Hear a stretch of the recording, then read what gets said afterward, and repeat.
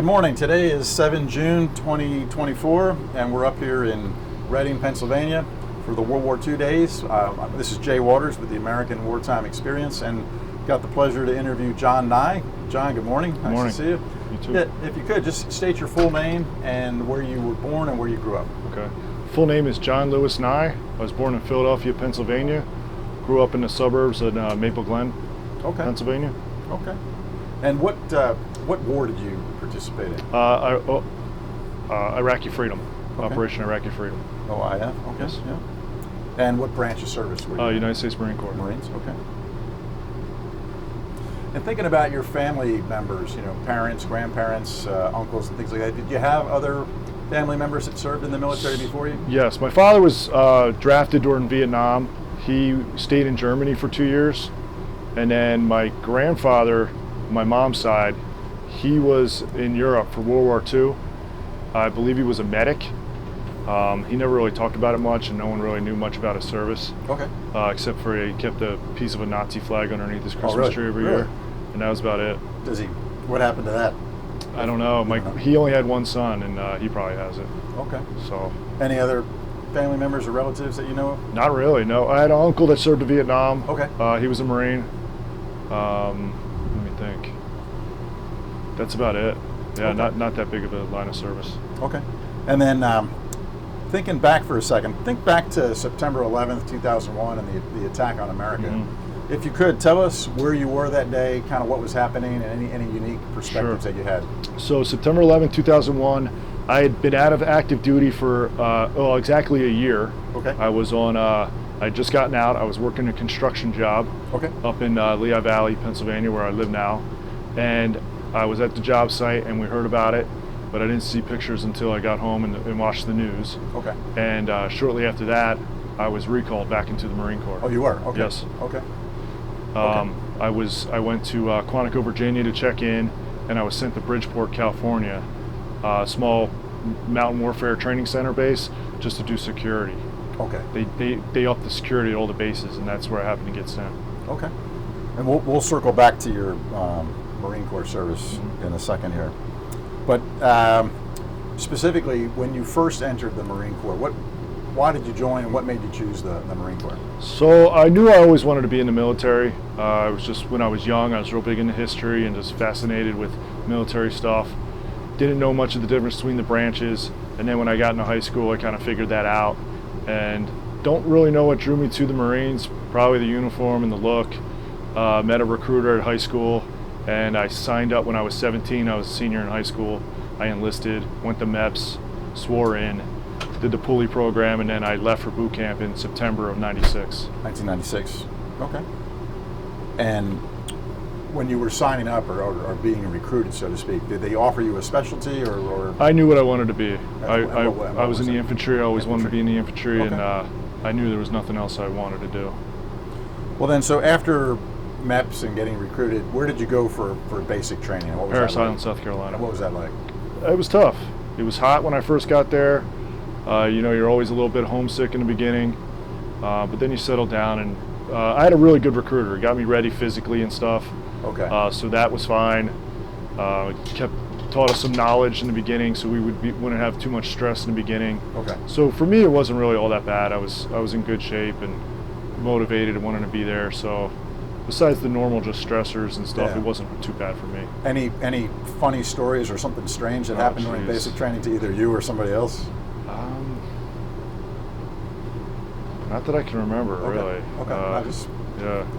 And then as an infantryman, was there follow-on specialized training or? So I went to School of Infantry for 3 months in Camp Geiger, and then I went to the Fleet Marine Force with 3rd Battalion, 2nd Marines, India Company, where I spent the next 3.5 years. Yeah, and then just for clarification, Camp Geiger, where is That's right outside. It's North Carolina also. Jacksonville. Okay. Yep. And that first Marine unit, where is that based out of? That's Jacksonville, North Carolina also. Okay.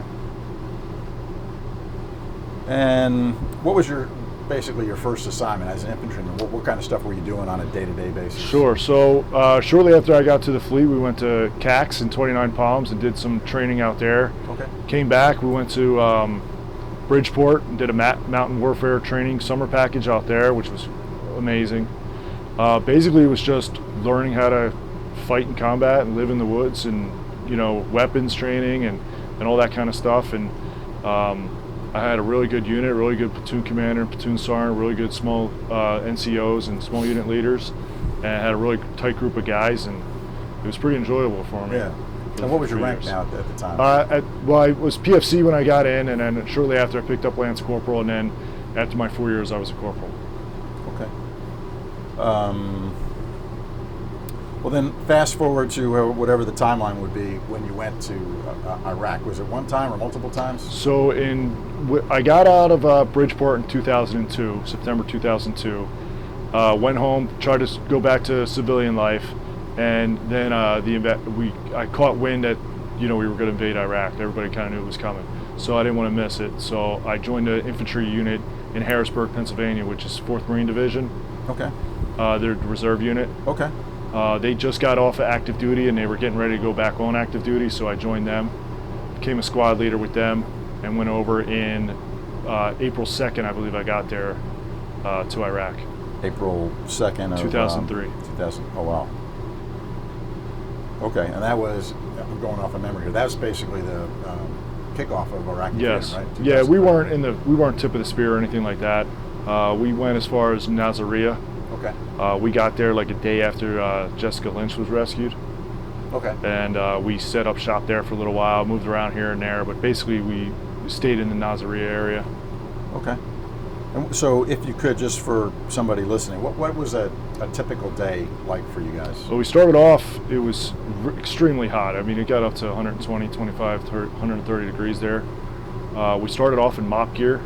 We had some level of mop gear going on. And for somebody listening, can you just explain what mop gear is? Sure, it was the chemical warfare NBC suit. We didn't have to wear the whole thing, but it was enough to overheat us. Yeah, on top of being 110 or higher. Yeah, degrees. with weapons and everything else. Yeah, wow. Heavy packs and all that stuff. No water. Resupply was real tough. We didn't see too much combat that tour. It was pretty quiet. We saw a little bit, but not much. The biggest thing was the living conditions. We had guys get dysentery, and it was just brutal. Yeah, the living conditions were brutal. Wow. Any interaction with Iraqis? Oh yeah, every day. And how were you guys seen? Were you seen as liberators? Yes, or? They loved us in the beginning. Okay. You know, especially the children and all that kind of stuff. They liked us. We didn't have too many problems with just average civilians. You know, some liked us, some didn't. You know. By then, we left, I believe it was late July. They seemed to be getting a little bit sick of us at that point, but feeling was pretty mutual at that point. Still in the Nasiriyah area? Yes. Okay.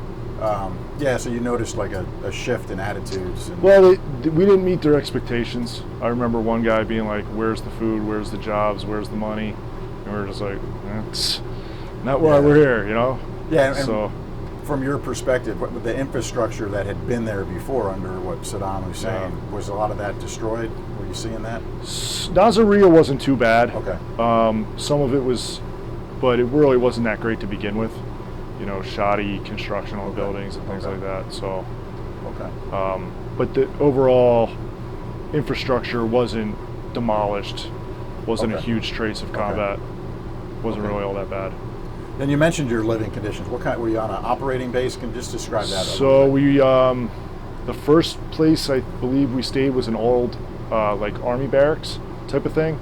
It was just single floored rooms with a wall, with a big cement wall around it. Wasn't all that big. We stayed there, and then we ended up in a bank, an old bank.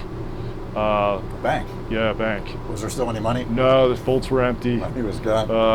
But the walls were thick, and you could get on the roof for security and things like that. Yeah. And we basically had a whole block that we had Constantina wired off and made a little probably fob. the most secure building. We didn't call them in fobs town. then, but that's what they were.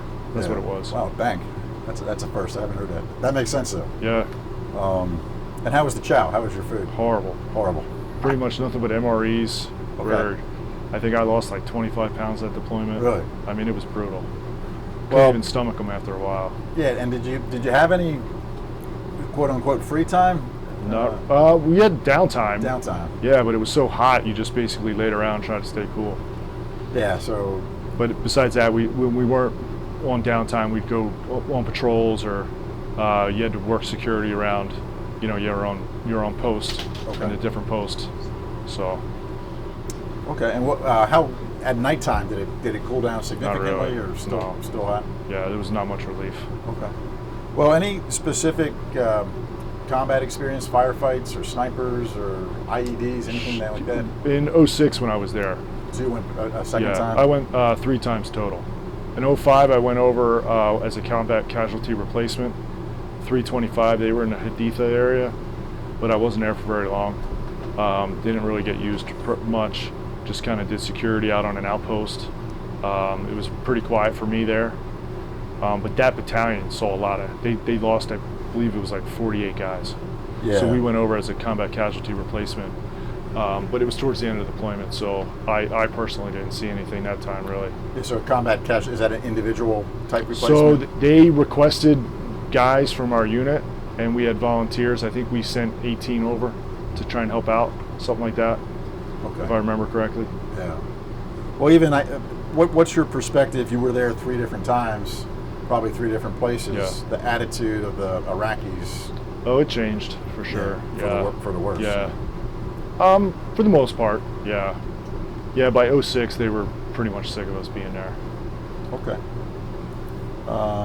Did you have any, if you're comfortable talking about this, any of your buddies wounded or killed? So in 06 we lost 10 guys in my battalion. We were part of 5th Marines then. We lost 10 guys. My company actually didn't lose any. We were the only company, I believe, that didn't actually take a KIA, but we had numerous Purple Heart recipients and injured. IED explosions mostly. Yeah, okay. Yeah, and for somebody listening, IED, just improvised explosive device. Yeah. And so, how did you guys prepare for that, or try to counter those? Sometimes we'd get aircraft support, but not very often. Other times we would just, you could see a red light blinking at night if they rigged them a certain way. Yeah. Other ways, we had no idea they were there, and then other times we just got lucky and would stroll up on them, and something would be suspicious, and we would pull back, and we'd be right or we'd be wrong. And you were vehicle-based or foot patrol? Or both, really, both, yeah. Both, okay. Yeah. Wow, that must have been, I mean, and that's a constant threat. Oh yeah, every day. You can't see it, but it's, Yeah. Wow. Well, deployments, did you have, family, a wife, or your parents, people that back in the States you were trying to stay in contact, and how did you stay in contact? The first time we just wrote letters. It was snail mail. Second time I believe is the same thing, but I wasn't there very long to really worry about that. And then the last time we had a satellite phone. Okay. We could call. So I was single at the time, just called my parents here and there. Yeah, satellite phone. Okay. Yeah. Well, and you kind of already answered this, but one of the questions we like to ask about is, like, maybe when you were using that satellite phone, if there was downtime, anything that you did, some guys talk about playing cards, or a lot of guys play cards or listen to music. Well, what did you like to do? I like to listen to music. Okay. I could sleep when I could, because there wasn't much sleep, and just me and a group of guys had a coffee maker. We'd sit around, just hang out and relax and have a cup of coffee. Okay. That was always a good time. Okay. Any USO shows or morale, welfare, recreation events? Not where we were. Yeah, no. They weren't coming out there. Yeah, the last time I was in Fallujah, in 06 I was in Fallujah. Okay. So there wasn't much going on. Nobody was coming out there to see us. Well, yeah, so I'm thinking timetable for Fallujah, some horrific battles, but 2006, was that was after the main battle. Yeah, so that already occurred. Yeah. What was Fallujah like, though, in 2006? Pretty demolished. It was hot. There was a lot going on. A lot of IED placements, mortar rounds.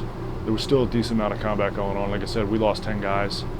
So on that deployment. Yes. Okay. In the Fallujah area. Yes. Also, and maybe you saw this, though. I remember the one of the things that triggered some of the fighting in Fallujah was the incident with the Blackwater contractors. Was that bridge still there? Our fob was right down the street from that bridge. Okay. Yeah. Well, did it have a nickname or? It did. Blackwater Bridge. Blackwater Bridge. Okay. Yep. Did you get to see that up close and personal? Anything stand out to you about that? The area around it was very tough terrain to fight in. very urban. Streets were not very friendly. The roadways and things. So it was a hot spot. We tried to stay out. We stayed out of it. And a as river, much as possible. right? Like yeah, right through the.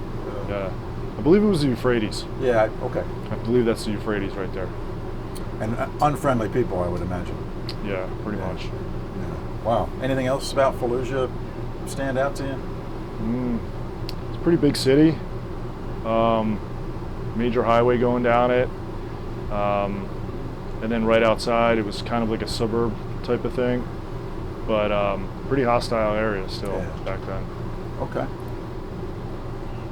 On any one of your deployments, is there anything else that stands out to you, to include something funny or unusual, or something horrifically frightening, anywhere on the spectrum that you... Well, 06 is when I received my Purple Heart. I was hit by an IED. Okay, yes, tell us about that. We were on a Humvee patrol, and there was a vehicle parked on the side of the road that was very suspicious for that area. Got out, checked for wires for an IED, didn't find any, searched the vehicle, and then as we were walking away from it, there was a rocket buried underneath it, and they detonated it, and the passenger side door was left open from the search, and I had just walked in the front, towards the front of the vehicle, and a lot of that took the shrapnel, but I was knocked out, was unconscious. Unconscious, yeah. Woke up a little bit later. My buddy had dragged me off the side of the road, but I had a hole in my eardrum, and my head was ringing, and my back was all messed up, and my neck, because I had kind of like whiplash when I hit the floor. Searched the area, did some securing and looking for stuff, ended up finding the wire, and then eventually I was medevac to Fallujah Hospital, Fallujah Surgical. Well, and I'm imagining you had your Kevlar helmet and body armor, so that probably protected you. Yes, I didn't have any major cuts or anything like that. Okay. Just the head injury, the ear injury. Later on, I ended up having surgeries with herniated discs and things like that. Okay. But at that time, it wasn't all that serious, if you will. Yeah. And how do you think the bad guys detonated the IED? It was a copper wire. Copper wire ran across the road and down the street, and I think we had caught them finishing it up because there was a pair of sandals left there. Oh wow. And they just like a remote. Somebody was watching. Yep. Guys. Yeah. Did they follow up with a ground attack or anything, or that was it? No. IED. Nope. No. We didn't see many complex ambushes at that time. They would just hit us and run. Yeah, and then you mentioned you were medevaced to the Fallujah hospital. Yeah. Run by Americans, so Yes. of course. Yeah. How did you get from point A to the hospital? Humvee. Oh, they took you. Yeah. I spent the night there, and I was throwing up all night, so they helicoptered me to be honest with you, I don't even remember. It was a bigger base. Still in Iraq, though. Yes. Yeah. I didn't have my weapon on me. I didn't have anything on me. I was disheveled and just walking around Were this you able base. to make a phone call home or anything? Yes, I was. Yeah. Okay.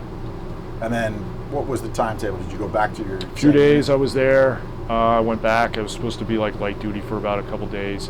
And that was towards the end of the deployment anyway. So the other unit that was replacing us was coming in. So we were doing like a changeover anyway. Okay. So it was narrowing down. So. Okay.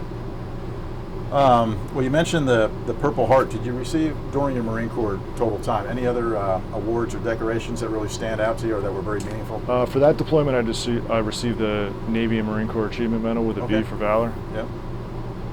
But those two are pretty much the biggest ones. And again, from any one of the deployments, think about your homecoming when you came back to the United States. What was that like? Just to describe that. The first one was pretty great because it was the invasion. Everybody was, my second one was a real small unit of us coming back, so it was kind of, pretty chill. And then in 06, it was a pretty good one too. It was great. Yeah, everybody was excited to see us and all that stuff. Okay, I'm sure you were excited to get back. Oh yeah. Get back. Do you keep in touch with any of their Marine Corps buddies that you served with? Yes, I have one. What's that like? It's great. He's like a brother to me.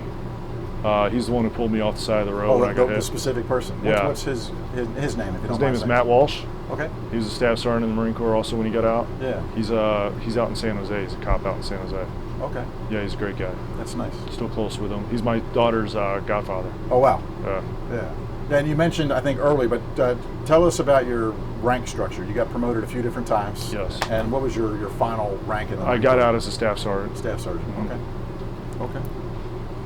And what are you doing now? Like, what did you do after? Worked construction, went to college, got married and had kids, and I get a pension from the VA. Okay. So stay home with my boys and my daughter, and that's about it now. Yeah. Yeah, it's great. And thank you for, you hear it a lot, but thank you for your service. Yeah, you thanks. certainly earned all those benefits that you're getting now. So that's good to hear. Well, how do you think, though, your life now and into the many years of the future, how do you think that wartime experience specifically has affected you personally? The biggest thing is just I don't take things for granted. You know, even little things, but especially family with my kids. Love spending time with them, spend as much time with them as possible. And, you know, my wife and everything, and just, I don't take anything for granted. I'm just, you know, everything I have, I'm grateful for. That's, I would say, the biggest thing for sure. Yeah. No, I like that. I wrote that down. Well, and then thinking way into the future, if in the future, like great grandkids of yours watch this interview someday, what would the one thing you would want them to know about you specifically in your military service? Wow. I guess that I was just proud to do it, did what I was asked, went above and beyond, and hopefully, you know, hopefully they don't have to do it one day. You know, that's the biggest thing. Yeah. You know, hopefully they don't have to serve and they don't have to go and do it. It's not fun. Yeah. So I tell my boys that all the time. I'm going to college. Yeah. No, that's a good outlook too. Well, John, we're closer to the end than the beginning here, and it's your interview. Is there anything else that you wanted to talk about or revisit or add to the record? Not really. Just you know, I went through a lot, but I know a lot of guys went through a lot more than me. Yeah. So I just, you know, war is not fun. It's not cool. It should be serious. You know, it should be not taken lightly to decide to go. And a lot of people's lives are affected a lot worse than mine over these decisions. So I hope next time the decisions are made a little bit harder than what they were the first time around. I agree. Yeah. Well, John, it's been a pleasure. Thanks. Yep.